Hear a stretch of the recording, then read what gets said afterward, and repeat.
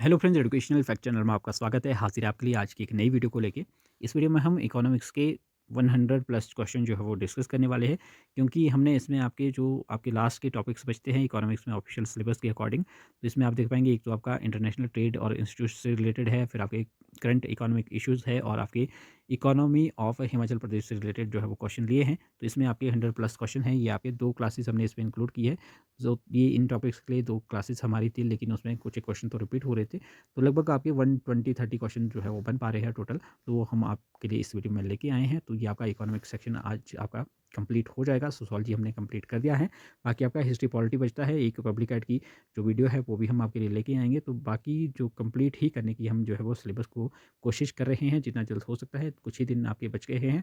तो जितना आप अब जितनी भी क्लासेस है, क्योंकि हमने लगभग 5000 के करीब जो है वो क्वेश्चन आपसे करवाए हैं। अगर सभी क्वेश्चन आप रिपीट करते हैं, रिवाइज़ करते हैं उन सभी को, तो ज़रूर आपको ये क्वेश्चंस हेल्प करेंगे। क्योंकि अब ये है कि जो आपका सिलेबस है उसके अकॉर्डिंग हम आपके लिए क्वेश्चन लाए हैं। तो सिलेबस से अगर आपका पेपर आएगा तो डेफिनेटली ये क्वेश्चंस आपको देखने को मिलेंगे। डायरेक्टली हो सकता है ये ना भी मिले, लेकिन लैंग्वेजेस आपको थोड़ी सी घुमा फिरा के मिल सकती है, लेकिन आपको क्वेश्चन बनते यहीं से ही है, बाकी बाहर से कुछ ऐसा नहीं बनेगा। तो मैक्सिमम अगर 100% नहीं तो आपके 50-60% क्वेश्चन जो है वो आपके इसी सिलेबस से आपको देखने को मिलेंगे। तो चलिए फिर आज की वीडियो स्टार्ट करते हैं। पहला क्वेश्चन है, निरपेक्ष लाभ का सिद्धांत किसने प्रतिपादित किया था?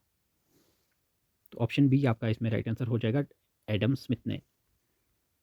डेविड रिकार्डो का तुलनात्मक लागत सिद्धांत किस पर आधारित है? तो ये आपका श्रम लागत मूल्य सिद्धांत पे ऑप्शन डी इसमें आपका राइट आंसर है। एचओ सिद्धांत के अनुसार अंतर्राष्ट्रीय व्यापार का मुख्य कारण क्या है? तो ये है साधनों की उपलब्धता में अंतर, ऑप्शन बी इसमें आपका राइट आंसर हो जाएगा। यदि एक देश दूसरे देश की तुलना में सभी वस्तुओं का उत्पादन सस्ता कर सकता है तो भी व्यापार लाभप्रद होगा, यह किस सिद्धांत का सार है? तो ये आपका ऑप्शन बी तुलनात्मक लाभ का ऑप्शन बी इसमें राइट आंसर है। व्यापार की शर्तें का सूत्र आपको बताना है। तो इसमें ऑप्शन बी आपका इसमें राइट आंसर हो जाएगा कि निर्यात मूल्य सूचकांक अपॉन आयात मूल्य सूचकांक इंटू 100। लियोन्टिफ विरोधाभास किस सिद्धांत की आलोचना करता है? तो आपका एचओ सिद्धांत जो है ऑप्शन बी इसमें आपका राइट आंसर हो जाएगा। अंतर्राष्ट्रीय व्यापार से लाभ मुख्य रूप से किस रूप में होते हैं? ऑप्शन डी इसमें राइट आंसर हो जाएगा, उपरोक्त सभी से। नेक्स्ट आपका है, शिशु उद्योग तर्क किस नीति का समर्थन करता है?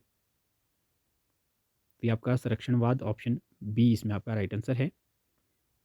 डंपिंग का अर्थ आपको बताना है। घरेलू बाजार की तुलना में विदेशी बाजार में कम कीमत पर माल बेचना डंपिंग कहलाता है, ऑप्शन बी इसमें आपका राइट आंसर है।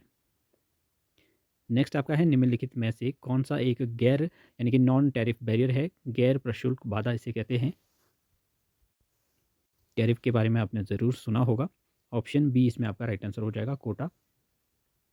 नेक्स्ट आपका है, फ्री ट्रेड का मुख्य लाभ क्या है मुक्त व्यापार का? तो इसमें उपभोक्ताओं को कम कीमत पर जो है वो विविधतापूर्ण वस्तुएं मिल जाती हैं। तो ऑप्शन बी आपका इसमें राइट आंसर है। टैरिफ यानी कि प्रशुल्क लगाने का सामान्य प्रभाव क्या होता है? तो जब टैरिफ लगता है तो क्या होता है, वस्तु की जो कीमतें हैं, जो आयातित वस्तुएं होती हैं यानी कि जो बाहर से इंपोर्ट होती है, तो उनकी जो कीमतें हैं वो बढ़ जाती है। ऑप्शन ए आपका इसमें राइट आंसर है। भुगतान संतुलन यानी कि बीओपी के चालू खाते में क्या शामिल नहीं है करंट अकाउंट में? तो इसमें एफडीआई को जो है वो इंक्लूड नहीं किया जाता है। ऑप्शन डी इसमें आपका राइट आंसर है। यदि कोई देश अपनी मुद्रा का अवमूल्यन करता है तो इसका क्या प्रभाव होगा? डिवैल्यूएशन यानी कि जैसे मान लीजिए रुपए की जो वैल्यू है वो कम कर देंगे, तो उससे होगा क्या? उससे ये होगा कि निर्यात जो है वो सस्ता हो जाएगा, लेकिन उससे आयात जो है वो महंगा हो जाता है, क्योंकि अगर आपने कोई भी बाहर की चीज़ खरीदनी है तो उसके लिए आपको ज़्यादा पैसे जो है वो देने पड़ते हैं। तो ऑप्शन ए आपका इसमें राइट आंसर है। प्रबंधित तरलशीलता विनिमय दर प्रणाली को और क्या कहा जाता है? मैनेज्ड फ्लोटिंग को। तो इसको आपका डर्टी फ्लोटिंग कहते हैं। ऑप्शन बी इसमें आपका राइट आंसर है। जे कर्व इफेक्ट किससे संबंधित है? तो ये आपका ट्रेड बैलेंस से है। ऑप्शन बी इसमें आपका राइट आंसर है। नेक्स्ट क्वेश्चन है, भारत में विनिमय दर का निर्धारण कैसे होता है? तो ये आपका बाज़ार की मांग और आपूर्ति शक्तियों द्वारा, ऑप्शन सी इसमें आपका राइट आंसर जो है वो हो जाएगा। व्यापार संतुलन यानी कि बैलेंस ऑफ ट्रेड क्या है? तो ये आपका वस्तु का निर्यात माइनस वस्तु का आयात जो है वो ऑप्शन बी इसमें आपका राइट आंसर जो है वो हो जाएगा। नेक्स्ट है आपका WTO की स्थापना कब हुई? तो ये आपका 1 जनवरी 1995 को हुई थी। WHO की कब हुई वो आपने कमेंट करना है। ब्रेटन वुड्स जुड़वा किसे कहा जाता है? Bretton Woods twins. तो ये आपका कहते हैं किसे? IMF और विश्व बैंक को। तो ये इसके मुख्यालय है जो कहाँ है, एक ही जगह है, वो आपने कमेंट करने हैं। WTO का मुख्यालय कहाँ स्थित है? तो ये आपका जिनेवा में है, ऑप्शन सी आपका इसमें राइट आंसर है। IMF का मुख्य कार्य क्या है? तो इसका मुख्य कार्य आपका BOP की समस्याओं को हल करने में मदद करना, ऑप्शन बी आपका इसमें राइट आंसर है। ट्रिप्स और ट्रिम्स किससे संबंधित है? तो ये आपका WTO से संबंधित है, ये ऑप्शन सी इसमें राइट आंसर है। विश्व बैंक का दूसरा नाम क्या है? वर्ल्ड बैंक का दूसरा नाम IBRD है, ऑप्शन ए आपका इसमें राइट आंसर जो है वो हो जाएगा। SDR को और किस नाम से जो है वो जाना जाता है? इसे कागजी सोना कहते हैं, पेपर गोल्ड, ऑप्शन ए इसमें आपका राइट आंसर है। भारत की नई विदेश व्यापार नीति का लक्ष्य 2030 तक निर्यात को कितना करना है? FTP 2023 का लक्ष्य। तो ये व्यापार की ही बात, निर्यात की बात की जा रही है यहाँ पे। तो निर्यात ही आपका $2 ट्रिलियन करने की जो लक्ष्य है वो है आपका 2030 तक। ऑप्शन बी इसमें आपका राइट आंसर हो जाएगा। वर्तमान में भारत का सबसे बड़ा व्यापारिक भागीदारी कौन सा देश है? यानी कि ट्रेडिंग पार्टनर जहाँ पे सबसे ज़्यादा ट्रेड होता है, तो ये आपका है USA, ऑप्शन बी आपका इसमें राइट आंसर है। भारत के निर्यात में सबसे बड़ा हिस्सा किस क्षेत्र का है? तो निर्यात में आपका पेट्रोलियम उत्पाद और इंजीनियरिंग सामान, ऑप्शन सी आपका इसमें राइट आंसर है। सेज नीति भारत में किस वर्ष घोषित की गई थी? विशेष आर्थिक क्षेत्र। तो ये आपका 2000 में, ऑप्शन ए आपका इसमें राइट आंसर है। फेमा अधिनियम कब लागू हुआ? तो 1999, लेकिन ये लागू आपका 2000 में हुआ था। तो ऑप्शन सी इसमें आपका राइट आंसर है। नेक्स्ट क्वेश्चन है, भारत में GST कब लागू हुआ? और क्वेश्चन ये भी बन सकता है कि भारत में जो आपका GST 2.0 है वो कब से लागू हुआ? तो जो पहला है आपका, पहले तो शुरुआत आपकी 1 जुलाई 2017 से हुई थी, लेकिन जो आपका 2.0 है GST का नया जो वर्जन है वो आपका लागू हुआ था 22 सितंबर 2025 से। हाल ही में ये रिसेंटली लागू हुआ है। और पहले जो आपकी दरें रहती थी वो आपकी 0% रहती थी, 5%, 12%, 18 और 28 रहती थी। लेकिन अब जो न्यू स्लैब है आपका वो आपका 0%, 5%, 18% और आपका जो 40% है। तो इस तरह से आपके जो रेट्स है वो आपकी इस तरह से जो है वो अब GST लगता है। नेक्स्ट आपका है, GST किस प्रकार का कर है? तो GST आपका कैसा कर है? एक तो आपका इनडायरेक्ट टैक्स है, ये भी आपको ध्यान रखना है। कई बार डायरेक्टली क्वेश्चन बन जाता है कि GST डायरेक्ट टैक्स है या इनडायरेक्ट है। तो इनडायरेक्ट टैक्स है और इसे डेस्टिनेशन बेस्ड टैक्स टैक्स भी जो है वो कहा जाता है, गंतव्य आधारित। तो यहाँ से दो बातें ये क्लियर हो जाती है इसमें। यहाँ पे फिलहाल एक ही बात में लिखा गया है ये कि गंतव्य आधारित अप्रत्यक्ष कर है ये आपका, तो ये आपने ध्यान रखना है। GST परिषद का अध्यक्ष कौन होता है? GST काउंसिल का अध्यक्ष आपको बताना है। तो ये आपके केंद्रीय वित्त मंत्री होते हैं, ऑप्शन बी आपका इसमें राइट आंसर हो जाएगा। भारतीय संविधान के किस संशोधन द्वारा GST पेश किया गया? तो ये था आपका 101वां संशोधन, कब हुआ था वो आपने कमेंट करना है। नेक्स्ट आपका है, निम्नलिखित में से क्या GST के दायरे से बाहर है? तो GST के बाहर रखा गया है आपका पेट्रोलियम उत्पाद है, शराब है, और आपका इसमें अफीम वगैरह आ जाती है। तो इसमें आपका ऑप्शन सी इसमें राइट आंसर है। नेक्स्ट क्वेश्चन है, भारत में मुद्रास्फीति का मुख्य माप अब क्या है? तो ये है आपका CPI संयुक्त, ऑप्शन बी आपका इसमें राइट आंसर जो हो जाएगा। लागत जनित मुद्रास्फीति का क्या कारण है? तो यह आपका कच्चे माल, मजदूरी आदि की लागत बढ़ना, ऑप्शन बी आपका इसमें राइट आंसर है। मुद्रास्फीति के दौरान किसे सबसे अधिक नुकसान होता है? तो ये आपका निश्चित आय वर्ग को और ऋणदाता को, तो ऑप्शन बी आपका इसमें राइट आंसर है। आपने ध्यान रखना है, हमने पहले क्वेश्चन किया था जो कि आपका मुद्रास्फीति में जो लाभ है वो किसे होता है, तो वो ऋणी को होता है, लेकिन यहाँ पे नुकसान की बात की गई है, तो इसलिए आपका ऋणदाता यहाँ पे उत्तर हो जाएगा। नेक्स्ट आपका है फिलिप्स वक्र किसके बीच विपरीत संबंध दर्शाता है? तो ये भी क्वेश्चन वैसे हमने पहले किया था। तो ये आपका मुद्रास्फीति और बेरोजगारी, ऑप्शन ए आपका इसमें राइट आंसर जो है वो हो जाएगा। कोर मुद्रास्फीति में किसे शामिल नहीं किया जाता है? तो इसमें आपके खाद्य और ईंधन, इसे जो है वो इंक्लूड नहीं किया जाता, फूड एंड फ्यूल को, क्योंकि ये आपके अस्थिर होते हैं, तो इसलिए इसे इंक्लूड नहीं किया जाता इसमें। ऑप्शन ए आपका राइट आंसर है। डब्ल्यूपीआई के आंकड़े कौन जारी करता है? तो ये आपका आर्थिक सलाहकार कार्यालय, ऑप्शन बी इसमें आपका राइट आंसर हो जाएगा। भारत में कृषि क्षेत्र में किस प्रकार की बेरोजगारी सामान्यतः पाई जाती है? तो कृषि में जो आपकी देखने को मिलती है वो प्रच्छन्न या छिपी बेरोजगारी से आप कह सकते हैं। ऑप्शन बी आपका राइट आंसर जो है वो हो जाएगा। यदि कोई व्यक्ति प्रचलित मजदूरी दर पर काम करने को तैयार है लेकिन उसे काम नहीं मिलता, तो उसे क्या कहते हैं? तो वो आपकी अनैच्छिक बेरोजगारी है। ऑप्शन बी आपका इसमें राइट आंसर है। भारत भारत में रोजगार और बेरोजगारी के आंकड़े कौन सा संगठन एकत्र करता है? तो ये आपका एनएसओ है। ऑप्शन बी इसमें आपका राइट आंसर जो है वो हो जाएगा। और एनएसओ ही है जो आपका राष्ट्रीय आय का भी मापन करता है और एकत्र करता है आंकड़े। नेक्स्ट क्वेश्चन है, संरचनात्मक बेरोजगारी का मुख्य कारण क्या है?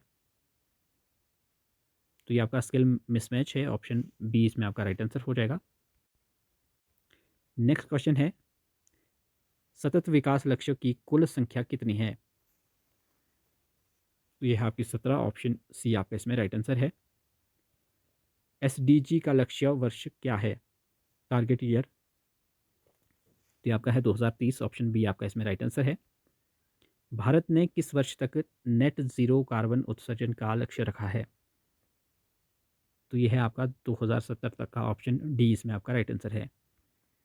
कार्बन टैक्स का उद्देश्य क्या है? तो ये आपका ग्रीन हाउस गैसों के उत्सर्जन को कम करना। ऑप्शन बी इसमें आपका राइट आंसर है। एसडीजी इंडिया इंडेक्स कौन जारी करता है? तो ये नीति आयोग करता है। ऑप्शन बी इसमें आपका राइट आंसर है। पीएम गति शक्ति योजना का संबंध किससे है?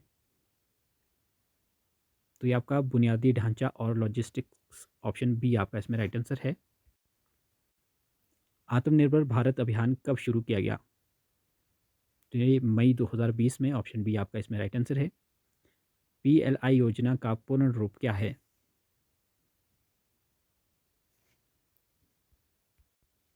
Production linked incentive. Option A इसमें आपका राइट आंसर जो वो हो जाएगा। पीएम विश्वकर्मा योजना किन के लिए है? तो ये पारंपरिक कारीगर और शिल्पकार के लिए। ऑप्शन बी आपका इसमें राइट आंसर है। मनरेगा में कम से कम कितने दिनों का रोजगार की गारंटी है? वैसे ये आपका 125 कर दिया गया है और ये पहले 100 दिन थी आपकी। ऑप्शन बी आपका इसमें राइट आंसर है।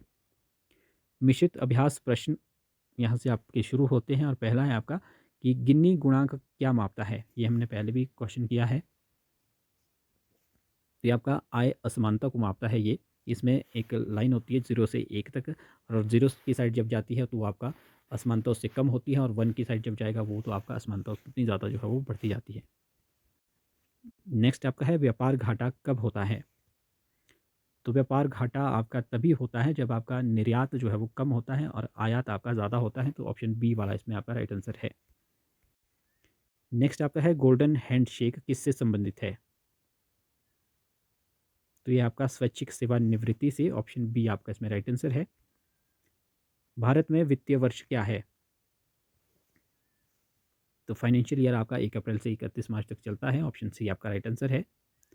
स्टैगफ्लेशन क्या है? ये भी हमने पहले क्वेश्चन डिस्कस किया है। तो उच्च मुद्रास्फीति प्लस उच्च बेरोजगारी। ऑप्शन ए आपका इसमें राइट आंसर है। निम्नलिखित में से कौन सा ब्रेटन वुड्स संस्थान नहीं है?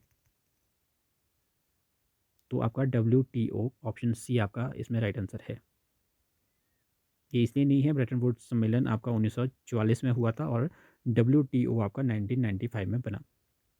भारत किस क्षेत्रीय समूह का सदस्य नहीं है? तो भारत आपका एशियान का नहीं है। ऑप्शन डी इसमें आपका राइट आंसर हो जाएगा। नेक्स्ट आपका है ई वे बिल किस कर प्रणाली से संबंधित है? तो ये आपका जीएसटी से है, ऑप्शन बी इसमें आपका राइट आंसर है। भारत का विदेशी मुद्रा भंडार कौन रखता है? तो ये आपका आरबीआई रखता है, ऑप्शन सी आपका इसमें राइट आंसर है। अदृश्य हाथ की अवधारणा किसने दी? Invisible hand. तो ये एडम स्मिथ ने, ऑप्शन बी आपका इसमें राइट आंसर है। हरित जीडीपी यानी कि ग्रीन जीडीपी में किसे घटाया जाता है? तो इसमें पर्यावरण क्षरण की लागत को, ऑप्शन सी आपका इसमें राइट आंसर है। पीएम जनधन योजना का मुख्य उद्देश्य क्या था? वित्तीय समावेशन था, ऑप्शन ए आपका इसमें राइट आंसर है। मुद्रा बैंक किसकी सहायता के लिए है? तो ये आपका सूक्ष्म और लघु उद्यम के लिए, ऑप्शन बी आपका इसमें राइट आंसर है। नेक्स्ट है, मेक इन इंडिया का लोगो क्या है? तो इसका लोगो आपका है कोंगो से बना शेर, लॉन्च विद कोग्स, ऑप्शन बी आपका राइट आंसर है। विश्व बैंक की ease of doing business report क्या मापती थी, जिसे अब बंद कर दिया गया है? तो ये आपका व्यापार करने में आसानी, ऑप्शन बी आपका इसमें राइट आंसर है। हवाला क्या है? तो ये आपका विदेशी मुद्रा का अवैध लेन देन, ऑप्शन ए आपका राइट आंसर है। भारत में सेवा क्षेत्र का जीडीपी में योगदान लगभग कितना है? तो सबसे ज़्यादा योगदान आपका इसी का ही है, सेवा क्षेत्र का, तो ये आपका 50% से अधिक है, ऑप्शन सी आपका इसमें राइट आंसर है। केसीसी योजना कब शुरू हुई? किसान क्रेडिट कार्ड। तो ये आपका हुई थी 1998 में, ऑप्शन बी आपका राइट आंसर है। नीति आयोग की स्थापना कब हुई? तो ये हुई आपकी 2015, 1 जनवरी 2015 को, ऑप्शन बी आपका राइट आंसर है। बंद अर्थव्यवस्था वह है जहाँ पे, तो बंद अर्थव्यवस्था वहाँ होती है जो आपका ना निर्यात होता है और ना ही आयात होता है, तो वैसे होता नहीं है वैसे भी किसी भी देश में। नेक्स्ट है, फेरा को किससे प्रतिस्थापित किया गया? तो इसको फेमा से किया गया था, ऑप्शन बी आपका राइट आंसर है। टोबिन टैक्स किस पर लगाया जाता है? तो ये मुद्रा के लेन देन पे, ऑप्शन बी आपका राइट आंसर है। भारत में गरीबी रेखा का आंकलन कौन करता था, अब जो नीति आयोग करता है? तो ये आपका नीति आयोग के बदले पहले योजना आयोग था, तो ऑप्शन ए इसमें आपका राइट आंसर जो है वो हो जाएगा। हरित क्रांति का संबंध किससे है? तो ये आपका खाद्यान्न उत्पादन से, गेहूं और चावल इसमें मुख्यतः है, ऑप्शन बी आपका राइट आंसर है। अमृतकाल शब्द किस समय अवधि को दर्शाता है? तो ये आपका आज़ादी के 75 वर्ष से 100 वर्ष तक, ऑप्शन ए आपका इसमें राइट आंसर जो है वो हो जाएगा। तो ये आपके 2022 से 2047 तक है। नेक्स्ट आपका है, भुगतान संतुलन में पूंजी खाता परिवर्तनीयता भारत में कैसी है? तो ये है आपकी आंशिक रूप से परिवर्तनीय है, ऑप्शन बी आपका इसमें राइट आंसर है। रेपो रेट क्या है? तो जिस दर पे आरबीआई बैंकों को अल्पकालिक ऋण देता है, मिनिमम मतलब मैक्सिमम 14 डेज तक होता है ये, ऑप्शन ए इसमें आपका राइट आंसर है। राजकोषीय घाटा क्या दर्शाता है?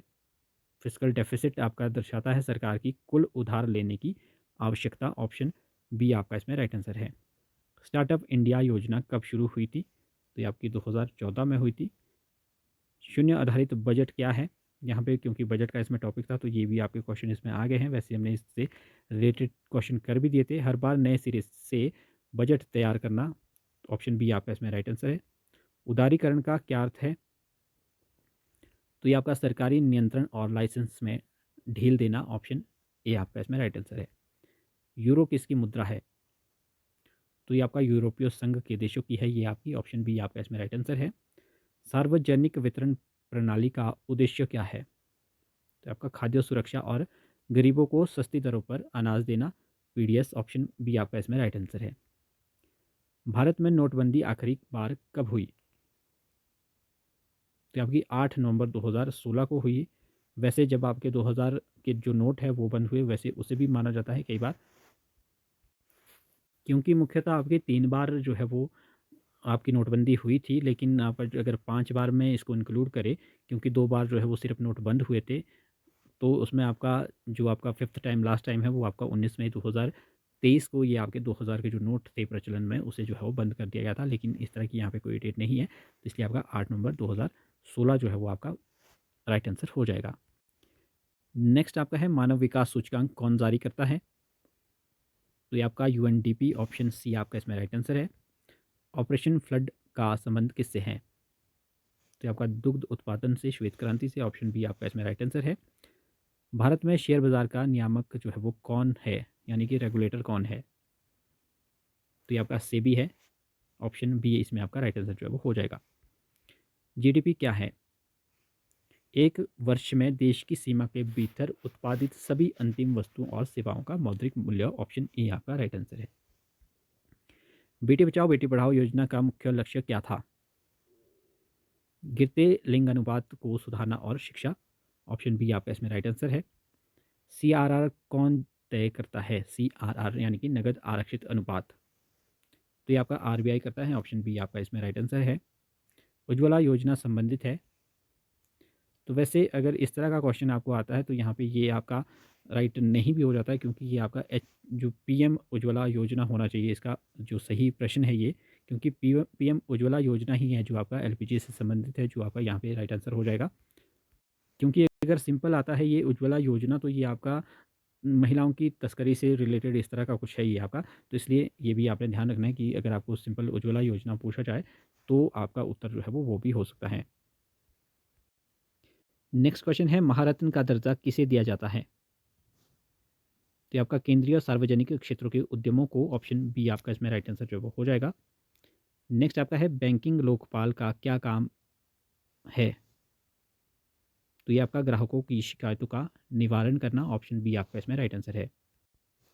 नेक्स्ट आपका है, डिजिटल इंडिया कार्यक्रम का उद्देश्य क्या है? तो इसका उद्देश्य भारत को डिजिटल रूप से सशक्त समाज और ज्ञान अर्थव्यवस्था में बदलना, ऑप्शन ए आपका इसमें राइट आंसर है। इन यूनिट्स की हमने 2 क्लासेस वैसे बनाई थी, लेकिन आज आपके लिए हम इसे कंबाइन कर रहे हैं क्योंकि आपका जो समय है वो कम बच रहा है, इसलिए मैंने इसमें दूसरी क्लास के जो क्वेश्चंस हैं वो भी ऐड किए हैं। लगभग आपके इसमें वैसे तो आपने नंबरिंग पे नहीं जाना है, क्योंकि होंगे 10-12 क्वेश्चन, क्योंकि ये 100 क्वेश्चन पूरे थे। तो इसलिए जो रिपीट हो रहे थे वो तो मैंने इससे कट कर दिए हैं, लेकिन जो नए क्वेश्चन हैं वो मैंने इसमें लेने का प्रयास किया है। तो पहला यहाँ पे आपका है कि अल्प विकसित अर्थव्यवस्था की मुख्य विशेषता क्या है? तो ये आपकी पूंजी निर्माण की निरंतर, ऑप्शन बी इसमें आपका राइट आंसर है। नेक्स्ट आपका है, गरीबी का दुष्चक्र की अवधारणा किसने दी थी? तो ये दी थी आपकी रग्नर नर्क्से ने, ऑप्शन बी इसमें आपका राइट आंसर है। नेक्स्ट है, आर्थिक विकास में पूंजी निर्माण का क्या महत्व है? तो यह उत्पादन क्षमता को बढ़ाता है, ऑप्शन बी इसमें आपका राइट आंसर है। नेक्स्ट है, पीक्यूएलआई का प्रतिपादन किसने किया? Physical equality of life index, तो ये आपका ऑप्शन ए इसमें राइट आंसर हो जाएगा, Morris D Morris. Next question है, विकासशील देशों में बेरोजगारी का मुख्य प्रकार कौन सा है? तो ये आपका संरचनात्मक बेरोजगारी, ऑप्शन बी इसमें आपका राइट आंसर है। प्रच्छन्न बेरोजगारी का क्या अर्थ है? तो श्रमिक की सीमांत उत्पादकता जो है वो शून्य है, ऑप्शन बी इसमें आपका राइट आंसर है। नेक्स्ट क्वेश्चन है, भारत की प्रथम पंचवर्षीय योजना किस मॉडल पर आधारित है? तो ये आपका महाल नोबिस मॉडल है, ऑप्शन ए आपका राइट आंसर है। इंपॉर्टेंट क्वेश्चन है ये। नीति आयोग के अध्यक्ष कौन होते हैं? तो प्रधानमंत्री, ऑप्शन सी इसमें आपका राइट आंसर है। भारत में समावेशी विकास का लक्ष्य किस पंचवर्षीय योजना में मुख्य रूप से रखा गया था? तो ये आपकी 11वीं पंचवर्षीय योजना, ऑप्शन सी आपका इसमें राइट आंसर है। नेक्स्ट है, दूसरी पंचवर्षीय योजना, ये ध्यान रखना है आपने, 56 से 61 तक ये चली थी, में किस क्षेत्र को प्राथमिकता जो है वो दी गई थी? तो इसमें भारी उद्योग को दी गई थी, पहले में आपकी कृषि को दी गई थी, तो ये भी आपने ध्यान रखना है। नीति आयोग और योजना आयोग में एक मुख्य अंतर है जो आपने वो बताना है। तो नीति आयोग आपका बॉटम अप दृष्टिकोण अपनाता है, ऑप्शन बी आपका इसमें राइट आंसर जो हो जाएगा। भारत में हरित क्रांति का सर्वाधिक प्रभाव किस फसल पर पड़ा? तो सबसे ज़्यादा जो फर्क पड़ा था वो आपका गेहूं और चावल पे, ऑप्शन बी इसमें आपका राइट आंसर है। रोलिंग प्लान भारत में कब लागू किया गया था? तो आपका 1978 से 80 तक ये आपका किया गया था, ऑप्शन बी इसमें आपका राइट आंसर है।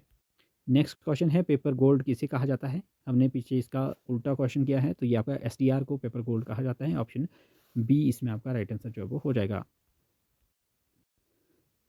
नेक्स्ट यहाँ से आपके हिमाचल प्रदेश की इकोनॉमी से रिलेटेड क्वेश्चन है कि हिमाचल प्रदेश की अर्थव्यवस्था में किस क्षेत्र का योगदान सबसे अधिक है? तो सबसे अधिक आपका सेवा क्षेत्र का ही है जो आपका तृतीय क्षेत्र रहता है, लेकिन जो जनसंख्या है वो आपकी अधिकतर कृषि पे ही निर्भर है। ऑप्शन इसका फिलहाल ऑप्शन सी राइट आंसर हो जाएगा। हिमाचल प्रदेश को भारत का डैश भी कहा जाता है, तो भारत का सेब का कटोरा कहा जाता है, तो ऑप्शन ए आपका राइट आंसर जो है वो इसमें हो जाएगा। हिमाचल प्रदेश में जल विद्युत क्षमता का अनुमान लगभग कितना है?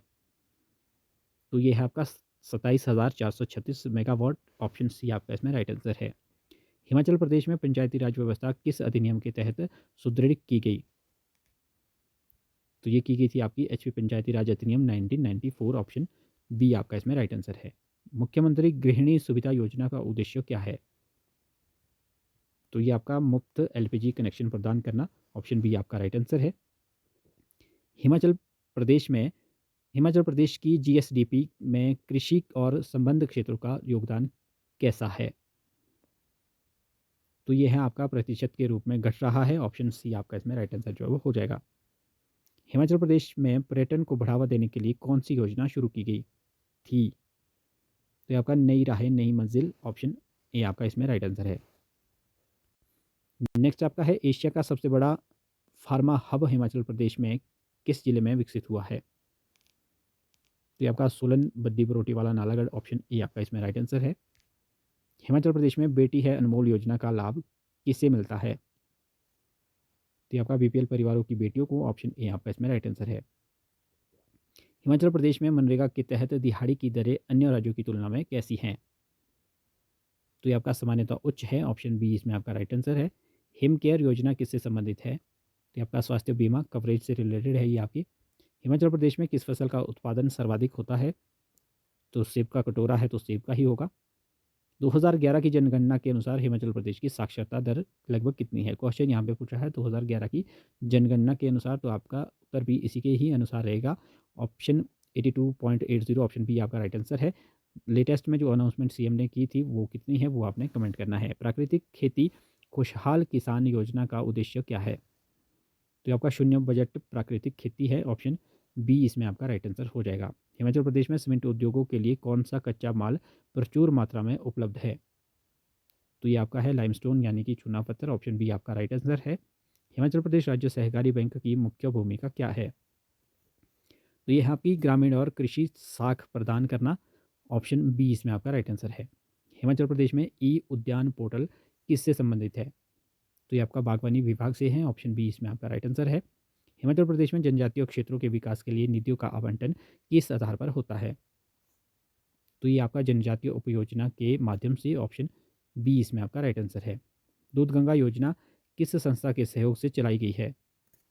तो ये चलाई गई है नाबार्ड की सहायता से। ऑप्शन बी इसमें आप ए इसमें आपका राइट आंसर जो है वो हो जाएगा। हिमाचल प्रदेश में लघु उद्योगों के समक्ष सबसे बड़ी बाधा क्या है? तो सबसे बड़ी बाधा इसमें आपकी ट्रांसपोर्टेशन और मार्केटिंग की आती है। ऑप्शन बी इसमें आपका राइट आंसर जो है वो हो जाएगा।